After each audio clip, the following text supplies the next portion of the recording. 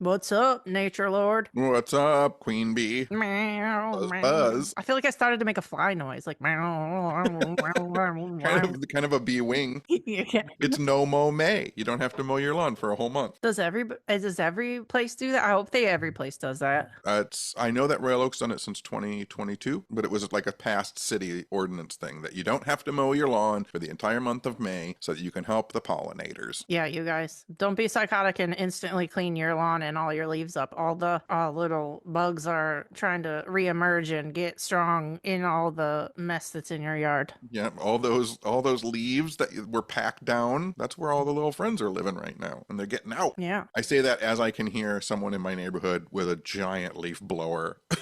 Mm. I know. I'm excited to put more stuff in my. What do you call it? What do I have? Is it? What, your weird front lawn? Yeah, like what is it called? Like a nature mess? That's a word. Like It's your mess nest? I don't even know what I have. Like native species. That's what I'm looking for. Native species fucking Mess. mess. Just keep throwing mess on it. It's correct. Psychotic out there. I don't even care. The more that it can look like a scary witch house that no one wants to go by, the better. But like with a little bit of cuteness and color with some flowers. But mostly, I would like it to look like a storybook witch lives here. Did you have a witch house in your neighborhood when you were growing up? Not really by where I grew up, but by my grandparents. I feel like we thought the corner house was like a witch house because it had like a stone wall around it with a little hole in it, and we would act like it was a little oven and like put sticks in Yeah, yeah. it. So I think that was the witch house. Yeah, there was a all brick 2-story bungalow that had like big columns in front of it, and we never saw anybody in it, and we always said like, that's the witch house. Yeah. Oh, I hope people say that about my house. I should put like a camera by the sidewalk and see if anybody says shit about my house. When my parents moved for like the third time into a different part of Royal Oak, parents not moving that far away, like 2 blocks away every time. But there was a house in our neighborhood that was abandoned, and it had a tree growing up through it, coming out the roof of the house. Damn, I wish I could have that. And like in the neighborhood kids, we always challenged each other to like go up to the front door or stand on the front porch or go on the back porch and like look in the windows. And the house was filled with garbage and no one lived in it. And we all said that there was like a spooky man or a ghost or a demon inside the house. And then one afternoon, like a Saturday or a Sunday, the house was surrounded by police. And this is where the story gets slightly dark. There was someone living in the house. No. A mother had abandoned her adult son in the house. Oh, come on. Living in the house by himself in like squalor. And I guess all of the stores had reported that for like the past 7 months he had been like stealing food and drinks from them and stuff. What the fuck? So all the time we were scared to go to the house, there was a guy in the house. That's nuts. That was dark. I don't know how we get out of this now. No Mow May. No Mow May. There is a story like that that's been going around though, a true crime story. I can't remember what it was about, but it was something like that. Yeah, like this guy, I don't know how he escaped, I don't remember, but yeah, somebody had been abusing like their adult kid, and then he lit the house on fire. Oh, there you go. It's been in the news lately, and he lit the house on fire so they would find him, and they found him, and he weighed like 65 fucking pounds, and he was a grown man, and they had to get him out of the house, and now that person's in big trouble. Like, why would you do that? Yeah, that your telling of that part of the story got us out of the real dark stuff. No, it didn't. I made it so much worse. Oh, we started talking about bug friends, and then we went to abusing your adult children. Jesus Christ. Anyway, any fucking way. Yeah. Well, I found out that a few weeks ago or a couple weeks ago, I don't know track of time, what it is anymore. Time is not real. It's not real. That last podcast on the left was coming to Detroit, and I didn't know. So I messaged Henry on Instagram, and I just said, "What the fuck? You're in Detroit, and I don't get any hellos or nothing?" And he said, I'll put you guys on the door if you want. And so it was too late, and I think you were working. I was working, yeah. And so I went down there. It was so funny because I walked up, there's a huge line of people. Like it wrapped all the way around Masonic Temple. I was like, jeez. Oh, shit. Geez. And I saw a guy with like a VIP pass on, and he was filming. And I was like, hey, I'm supposed to have one of those VIP passes. Do you know where I get them? And he's like, oh yeah, you go over to that door. And Henry had put us us on the door. So I got VIP passes to the meet and greet afterward. Dang, fun. And I had 2 of them. Oh. And I was like, because I knew the doors opened at 7. And I knew that you weren't getting done until like at least 9. Yeah. And so I kind of stood around, and I knew that there are people buying drinks. I knew it wouldn't start right away. So I kind of stood outside and talked to the guy with the camera for a while. Got past all that. People are going in. And then this will come back around. There was this guy outside who was really upset because when his girlfriend bought tickets for them, she thought she bought 2 and she bought 1. And, and he was super mad. And I was like, well, you want to like really get back at your girlfriend, you can have this VIP pass because no one else is going to use it. Oh no. He was so excited. That's so cute. So that was really fun. And the show was fun. I really don't understand that crowd. It's very, I really don't. It's very bro. Oh, that's going to lead into the shit I have to talk about this week too, but go ahead. So it's very bro, and I didn't really get it. And I'm there. I've got like a suit coat on, and people are thinking like I run the Masonic Temple. Yeah, you could have probably just walked your ass in there with no ticket. And then I stayed for the meet and greet, and it was nice too because Henry shouted me out on stage. That was nice. And then he said, do you want to hang out? And I said, yeah. I said, just text me. And so he texted me where they were going to be, and they were staying at some hotel in Detroit that I had never heard of before. And then of course, like I have 10% left on my phone by the time. Oh God. I don't bring a charger with me. God. But I got to the hotel and we sat around, and it's Henry's wife's birthday. And so we had cake and we had a couple drinks. Then I went home and a good time was had by all. Everything was very fun. Cute. But you would have had fun. I wish you would have been there. I know. I work almost every Thursday and Friday. And it's like I work evenings. So it's like in that prime time. And as y'all know, I just got over fucking Rona. So I had already moved people. And I can't move them again, then I look like a piece of shit. So I couldn't do it. But next time they're here, I would love to go. And then I realized too that Varietopia, which is a podcast by Paul F. Tompkins, which is like a variety show. They have like a music act, a magician, they do comedy, like it's a variety show. It was going to be at the Royal Oak Music Theater. And so just on like a whim, I was like, I guess I'll walk up there and get tickets. Like tickets are only $25. I'm just going to stand back by the bar anyway.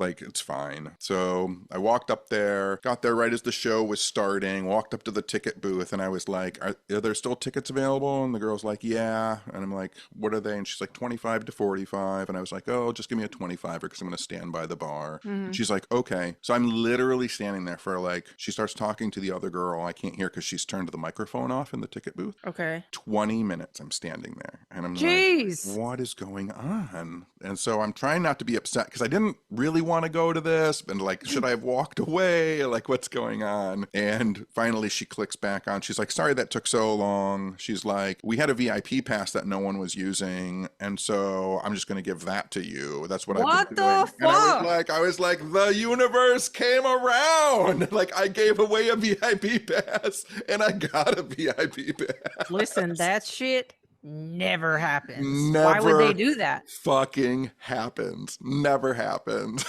Wow. So somebody was looking out for me. So I went in. It was very funny. Good time. I didn't like stay for the meet and greet or anything. I just went to Gus's. You should have. I was going to, but that crowd I don't understand either, because that That's crowd. going to be the theme of this episode. That crowd is all people in like suit coats and dresses and ties. And I was like, what is the communities are so weirdly. We have mutual friends though. If you got to talk to Paul F. Tompkins, he would know people that we know. I know. That's funny though. That shit is awkward though, because I don't fucking know. We know so many people, and then you feel like a peer, and then when you go to shit like that, you feel like a fucking fanboy, and you're like, no, they're gonna get the wrong idea of me. I'm not a nerd. Well, and the other thing is too, I'm never really sure. Like when I was sitting in the hotel lobby with Henry and his wife and some other people, and we're all talking about stuff. Henry says like, so what have you guys been doing? doing? How's your podcast going? Blah, blah, blah, blah. And I said, everything's going great. Blah, blah, blah, blah, blah, blah, blah. And I said, oh, by the way, like, because I'm trying to create those mutual bonds. I'm not like trying to name drop, but I'm trying to like be part of his community. And so I was like, oh, a few weeks ago, like I dropped into Tim Heidecker's show. And he was like, oh yeah, I saw that on your Instagram. And then like a conversation happened between him and some other people a little while later. And I was like, oh, does he not like Tim Heidecker? Oh. So then I was like,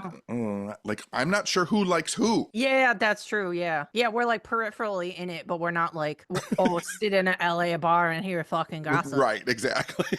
We would be if we lived there, but Yeah. well, that's fun. That's a good ass weekend. So that was fun. Okay, so you did that you did that Friday and Sunday, and then I did other stuff.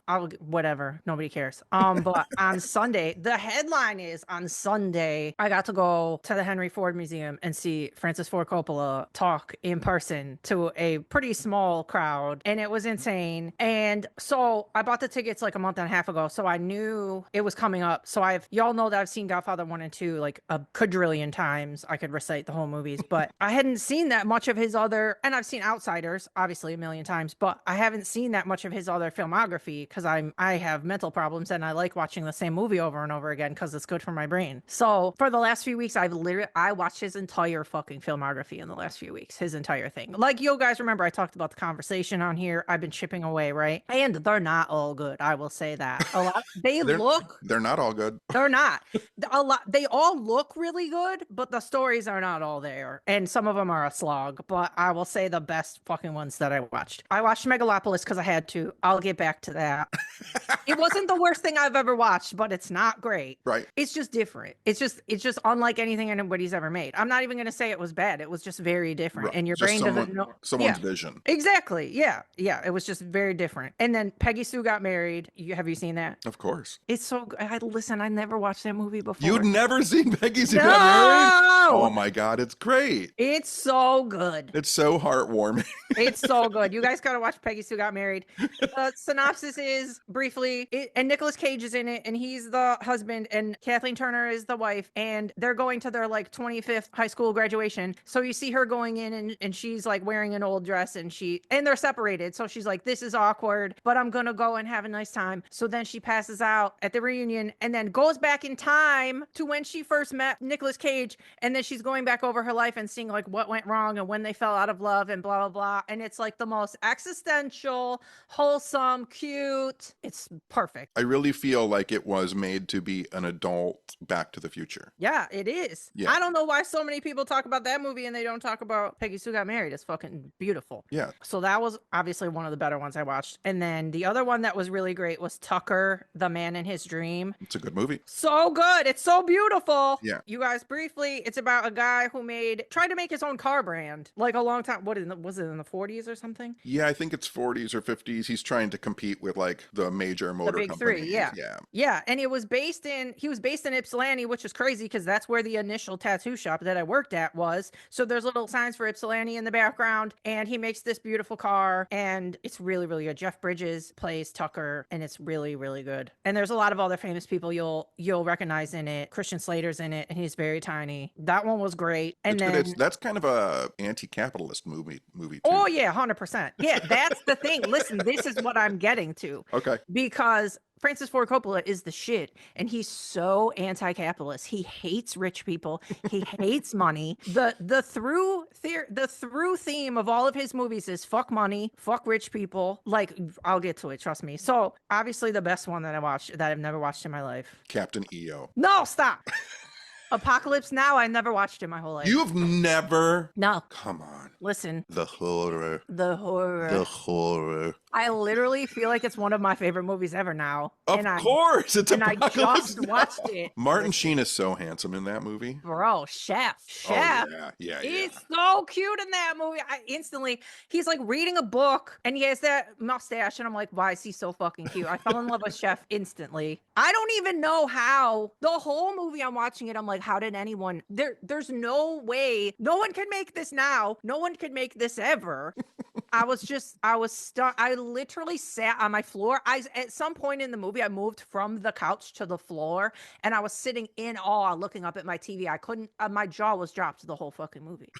I can't believe you've never seen Apocalypse Now. Listen, I swear to you. And listen, it blew my mind so much that I watched it twice in 24 hours because I had to watch it again. Yeah. And it was better the second time, and it's going to be better every time I watch it. It was fucking genius. The funniest part for me is when Robert Duvall's character finds out he's got a famous surfer. Yes. And he won't stop talking about surfing, and there's a war going on. When they're in the helicopter, and he's still talking about it. Yep. Dude, Robert Duvall is so fucking good in that movie. Everyone is. And he looks younger in that movie than he does in Godfather, and it's like 7 years later. Yeah. Insane. So another crazy thing, I'll say some crazy things. If you guys don't know, and if you've never watched it, you have to watch it literally right now. I don't give a fuck if you don't give a fuck about war movies. I don't either, but listen, it's more than that. It's so beautiful. It's trippy. It's weird. And what I realized, this is what I realized the second time I watched it, is that it is Vietnam War Jaws. It's not just about the war. It's about the friends and their relationship to each other and their relationship to like life and their personal demons and humanity. And it's like the war version of Jaws. Yeah. So now I'm fucking obsessed with it. But anyway. Yeah. Do you know there's a made for TV version? No. Yes. That was made back in the 50s. And Kurtz, the Marlon Brando character, is played by Boris Karloff. Oh, shit. Well, that's Heart of Darkness, right? Yeah, that's Heart of Darkness. Yeah. And there's a documentary, that Hearts of Darkness, a filmmaker's apocalypse, that was made by Francis Ford Coppola's wife. And it was crazy because I was watching interviews with him later, and he was like, there is very unflattering footage of me in that movie and me saying crazy shit. And he's like, and I had all the opportunity to have her take it out, and I didn't, because that's real, and she can leave in whatever she wants. Okay, so weird small stuff. So this is two things that I thought while I was watching the movie. The very first time I turn it on, it starts with Martin Sheen crashing the fuck out at the beginning. He's lost it. He doesn't know what he's fucking doing. He's probably been on numerous tours of duty at this point, and now he's like, I don't even know what I'm doing. He's drunk. So he punches a mirror at the beginning of the movie, and then he like flips over the bed. And in my head I go, that was real as fuck. I know that was real. I know he's really cut, and I know that's real blood. I could tell from watching it, right? Then later in the movie, Marlon Brando does this crazy monologue, and he's nuts, and I know he's nuts. And in my head I go, none of this is fucking written. I know it's not. I know he's ad-libbing right now. I can tell. And then I watch Hearts of Darkness after, and I'm right about on both counts. Yep. I'm like, I knew it. I literally knew it. I could tell. And then the other crazy tiny thing was, do you know the part? Okay, they pass the first bridge, I think. They go to the second bridge where Martin Sheen's like, who's your captain? Like, who's in charge? Here? It's just that it's just the couple girls and everybody's out of their mind. Yes. The main guy that's sitting there with like that gun that looks like wide, and he puts that big crazy thing in it. That guy was from Ferndale. He was born in Ferndale. Oh, wow. Isn't that weird? That's weird. I know. I don't know why, but I ended up looking him up, and he was born in Ferndale. But yeah, that movie blew my absolute mind. Like, so many times out loud, I go, oh fuck, oh fuck, oh fuck. I said oh fuck so many times. It was so good. That's because that movie continually ups going off the rails. Yeah, well, this is the thing too that he said in interviews, where it was supposed to be a straightforward war movie, and then it gets to this scene in the movie where they blow off these like smoke things, and he's casting, one of the characters is casting this purple smoke around the boat, and everybody was like, ooh, I like that. That looks crazy, blah, blah, blah. And then they're like, now it looks surreal, and they're like, now we need to turn it into this trippy, surreal movie. So he changed it more from that point on, and then he had to change the ending and make it more surreal, because he's like, we can't have all these weird, trippy, surreal elements and then have a straight-on ending. It all has to be weird from this point on. Yeah. There's something when I watch Apocalypse Now, I know it's coming, but it always kind of is really funny to my brain, where they get to where Kurtz is at, they pass all of the indigenous people, and then Dennis Hopper just shows up. Like, could they be any more fucking exhausted? And then they have to deal with psychotic Dennis Hopper. They're like, he's like, you could tell Martin Sheen's like, I have one fucking reason to be here. Can you get the fuck out of my face? And then when he's in the cage and Dennis Hopper's like still bothering him, And then behind the scenes stuff of that is just him doing that to Francis Ford Coppola, and he won't shut the fuck up. Yeah. Everybody, I don't even know how he did it. Everybody that he had to, oh, that was the other thing is, that's crazy that they say in the doc, is Martin Sheen had a heart attack at 36 during the filming of that movie, and they had to bring in like Martin Sheen's fucking brother or cousin. So some of the voiceover and some of the body shots are not Martin Sheen. And then later he was supposed to credit the other guy for the parts, and he goes, honestly, at this point, I don't even know who is who. I don't know which parts who did what. Right. So he ran into like every problem that you could ever run into making that movie, and it came out how it came out. Insane. Just because it has come around in the past couple of weeks, and you just said it, but Joe Estevez, who is Martin Sheen's brother, did some of the stand-in work for Apocalypse Now. Joe Estevez, regular character on Tim Heidecker's shows. Oh, weird. That is a very weird tie-in. That is crazy. Very weird tie-in. Okay, so I'm gonna like rifle through this, but listen, this fucking thing I went to on Sunday. First of all, I already told you the main things that I know about Francis Ford Coppola, and the main fucking theme of Megalopolis. He hates fucking rich people. He hates money. He's very and he's an environmentalist. He thinks everything now is terrible, that we need to leave a better planet for our children. And you can tell from his interviews now that like he is a person, he's 86 years old. He's accumulated all of this knowledge in his life. And at this point, he could give a fuck about talking about his movies and like massaging his own ego, and he just wants to say, everybody fucking take care of each other and take care of the planet, and what's wrong with you, and why don't we care about each other more. So I go to this thing on Sunday. I wanted to be up front. It was GA, so I'm like, I need to be there so early. So the event started at 7:30. I got in line at 5:50. There was about 10 people in front of me, so I'm like, sick, I'm gonna be so close. And then it was behind a curtain, so they pull the curtain and I go forward, and it's two sides of an aisle. Both sides of the aisle, they have 6 rows saved for rich fucking donors in front of us. And I was so fucking annoyed. I'm like, these people don't give a fuck. He doesn't give a fuck about them. He's going to be saying all this good shit and looking at their blank ass faces while all of us that love his movies are in the back. I was on fire, and it was about 1 billion degrees in there. So I was mad and hot. But I will say, right when you go into the museum, there's a giant antique airplane, a full-size fucking airplane, and then the Kennedy assassination cars to the right. I thought this was going to be in a theater. No, they set up chairs in front of the fucking airplane. It was so sick. The stage setup was so fucking sick. So anyway, I'm sitting there. I'm already annoyed. And then it was supposed to start at 7:30, and they walk these fucking rich people out at 7:42. We have to wait for them and watch them file in with their wine glasses. I'm like, I'm so annoyed. So listen, best thing ever. And everybody, and listen, it wasn't billed as anything. It was billed as Francis Ford Coppola behind the lens, which to me says the man behind the fucking movies. Right. This is who he is as a person. He can talk about anything that he wants to. Meanwhile, everybody else there is a douchebag, and all they want to hear about is The Godfather. So everybody, listen, it was crazy. This was the best thing I've ever been to. I'm not even kidding. He opens up and, not even kidding, in about 20 different ways in a row says fuck the patriarchy 1 million times. Instantly loses every guy in the room.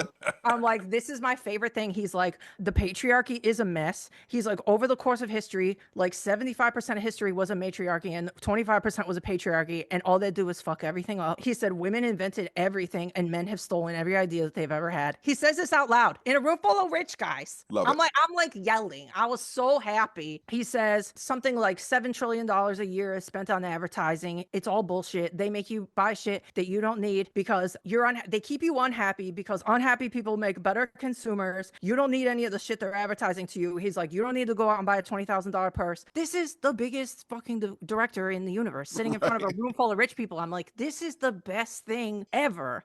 Then he gets on anti-career politicians. He's like, nobody should be in politics for their whole life. He's like, I have this idea that it should be like jury duty. And he's like, everyone from the president to mayors should get a little time when they do it, and then nobody can be bought off. Nobody can be lobbied. And then we can all take our turn, and then it would be fair. I'm like, genius. Love it. And then he's like, we should all be bartering with each other more. We should all be trading more. Money is bullshit. He's like, we need to protect the children, or the earth for our children. Said children are dying in the Sudan. Says this in front of everybody. I'm like, you're the best. So then listen, not even kidding right now. He goes off, not even kidding. He doesn't say one single solitary to them. Right. To them, he hasn't said anything about the movies. But to me, I'm like, this is exactly who he is in his movies. You can see all of this shit shine through in all of his movies. Who somebody is as a person informs their art. I see all of this. Right. Right. So at this point, not even kidding, he's already lost everybody in the room. He pulls out, he goes, go get the whiteboard. Not even kidding. Rolls out a whiteboard.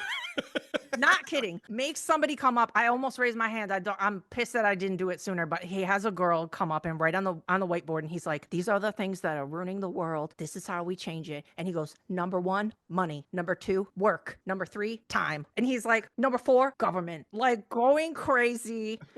Oh, and then part of it, who's like, when he said women invented everything, he's like, he did some crazy rant about like women pee sitting down and men pee standing up. So women have all this time to like observe shit and invent shit. He's like, women invented like working with rocks and crystals and metallurgy. And what did men invent? Time. And time is bullshit. Like crazy. Everything was crazy. So then eventually, like the crowd is legit getting hostile at this point. Oh, and I forgot to mention, you guys, who's seated in front of me to the left, like 4 seats? Just guess. I don't know. My fucking nemesis. Oh no. My nemesis, the critic. The critic. The critic that I hate.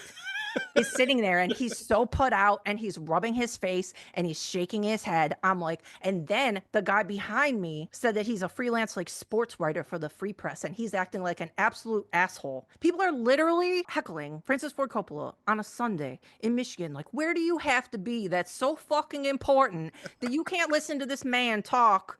So anyway, so he's going off, hasn't said one thing about the movies. So then the douchebag behind me, the sports writer, goes, why don't you talk about the movies? And Francis Ford Coppola, not even kidding, he goes, this is the movies! And I was like, no!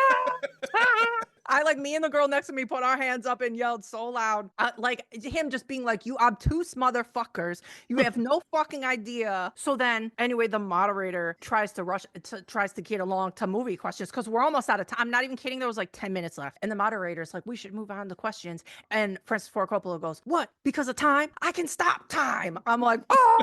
I just like kept yelling. Everything he said was the best thing I ever heard. So then of course they take literally 3 questions from the audience. That's it. 2 of them were about Godfather. 1 of them was about, because that's what I'm saying in my brain. I'm like, oh, you think he's been talking about the Godfather for 50 years? You think he's going to remember a nugget that you've never heard about the movie from the 70s? Right.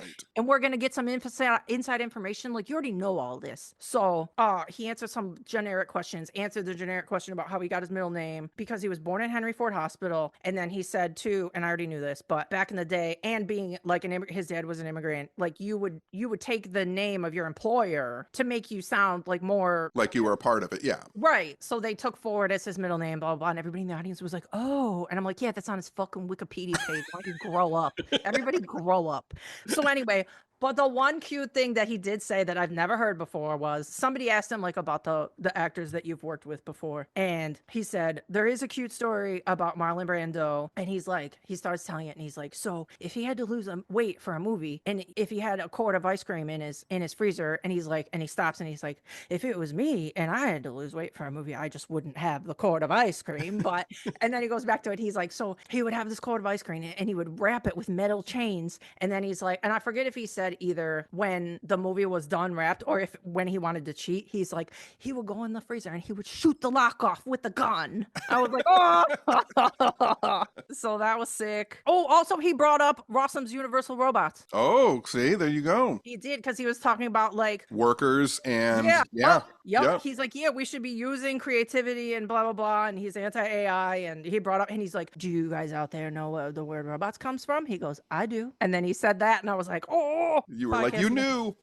I did. I was like on cloud 9. I thought it was the best. I didn't want to hear him regurgitate shit I already knew. I loved it. I fucking loved it. And I hope he didn't feel very underappreciated. It was just the vibe in the room was so shitty. I feel like a person like him doing things like that, I'm sure you go into it knowing that you're speaking to like 10 people. Yeah, no, listen too. I told Katie about all of this and how she would have fucking loved it. And she goes, honestly, I'm sure he knows exactly what he's doing. He knows who his true fans are, but he also knows that a lot of people who idolize The Godfather are fucking douchebags. And those are exactly the people that needs to hear the shit that he said. Yeah. So at the cost of the room being mad, he's using his time to try and get through to people. And that's what was so annoying, because like I kept hearing like side conversation from people. And when I was walking out, this guy on the phone, he's like, yeah, he was talking like vague things about life. And I'm like, nothing he said was vague. Yeah. Like, so everybody there was just a complete fucking moron. I'm sure there was a lot of people behind me who are actually true fans and got what he was saying, but the little pocket that I was in was literally insufferable, and a lot of them should be ashamed of themselves, but so it was great. I fucking loved it. I'm so glad I went. He's perfect. Oh, and another thing that he said, he's like, I still owe money on Megalopolis and I don't even care. He doesn't care. He doesn't care about anything. He could give a shit less about money. The only other thing that I wanted to tell you really bad was, okay, so after he finished, he like stood to the side of the stage for a second, and a few of us tried to get up there and make something happen, as you do. So I'm standing up there and there's another tall guy, and then this guy to the side of us goes, yeah, but there's a security guard. Like between us and him, there was this random security guy. And the tall guy goes, yeah, well, nothing cool ever happened from listening to security guards. I was like, oh, I love this guy. That was such a good quote. And he's right. But yeah, he didn't like take pictures with anybody or sign for anybody. Like he's obviously 86 years old. And it was, oh, but that's one more thing is I was so pissed because when they were trying to wrap it up, he's like, I will sit here and talk all night. I don't care. Sit here. He's like, I have all the time. And they still ended the event. Like it's built around him. He was born in Detroit. This is his namesake fucking museum. Like let him sit there and talk for as long as he wants to. And they just like ended it around like 9:20. I'm like, I would have sat here till 11. Let him fucking talk. You're gonna cut off. Like, why even have him here? Whatever. Yeah. So I was pissed. Just the whole thing was fucking annoying. I was so annoyed. And then I told Katie and a couple other people, I'm like, I'll let you know how it went after. And then I just like drove home in silence because I was so pissed that everybody's such a fucking idiot. I told Katie, I'm like, it was like an improv genius comedy night, like informative, perfect thing for smart people. And everybody in the room was a dumbass. You would have went nuts. I'm like, oh, have y'all ever attended a lecture? Have you ever heard a smart person talk? Have you ever went to college? You can't sit here for an hour and a half without huffing and puffing. Most people cannot. God, I could have beat everybody up in the room. I was so fucking annoyed. Meanwhile, he didn't say anything about Rumblefish. Yeah, no, I swear to you right now, no movies were mentioned. And everybody's acting all put out. And I'm like, yo, I watched his entire filmography in the last few weeks. I put in the time and I'm not annoyed in the least right now. I don't give a fuck if he doesn't talk about any of them. So funny. Because he's already said everything. Yeah. It was nuts. But it's honestly, that's got to be some of the best money I ever spent. And the other thing that I respected was, because we were sitting there before and the girl next to me was like, I wonder if they're going to like make us not take pictures and stuff. I'm like, I don't know. He's pretty cool. And he's probably like, yo, get your pics and your videos off. I don't give a fuck. And I was right. They didn't stop us. I took video. I took photos. They didn't stop us at all. So I thought that was neat because I really thought they were going to. But yeah. I know that was a lot, you guys, but it was so fucking good. I was so proud of him for spitting in the face of rich people for literally an hour and a half, and they paid for it. It was so good. Good work, buddy. That was so fun. I think the only thing I have left is I just have a cute, quick little story about two friends that I have now. What? Who? It started off with just seeing a big fat possum on my back porch eating food. And then every other night, I would maybe catch a big fat raccoon on my porch eating a bunch of stuff. Where are they coming from? I don't know, but it now seems, because I have seen it twice, the possum and the raccoon walking across the roof of my house to go to my porch to eat food. Oh my God, they're friends. They're friends. That's how it was when Bean passed away and I had all those animals in my backyard there. I swear they all hung out like homies. I can hear that because my room is upstairs, and it sounds like someone is literally like walking outside my second floor window, and then I look out there and it's just a big fat raccoon and a big fat possum, and they're just walking toward the back deck, and then the possum usually climbs down and the raccoon usually rolls down and just hits the deck with like a huge, like it's just a sack of potatoes. They're probably getting like the residual. Are you still feeding the birds and the squirrels? They're probably finding something. Yeah, for sure. That's so cute. I miss having those friends in the backyard, but I can't have them with Toad. And if he gets sprayed again this summer, so help me, I'll fucking build a fence around like a giant, I don't know what I'll do. They are so fat. It makes me real happy. Yeah. That's all I got. I love it. Yeah, so that was our episode about how all audiences are bad and annoying. But yeah, all right. Thanks to you guys. Thanks for listening to us be crazy all the time. All the time. We really appreciate it. We do appreciate it. Meow. Meow. Is that all you got? Mm-hmm. All right, that's all I got. All right. Good talk. Right. Good talk. I'll see you later. Buzz, buzz. Buzz, buzz. No Mow May. No Mow May. No Mow May. Don't mow your lawn this month. Wait till June. Okay. Buzz. Okay, buzz. Bye. Buzz. Buzz. Bye.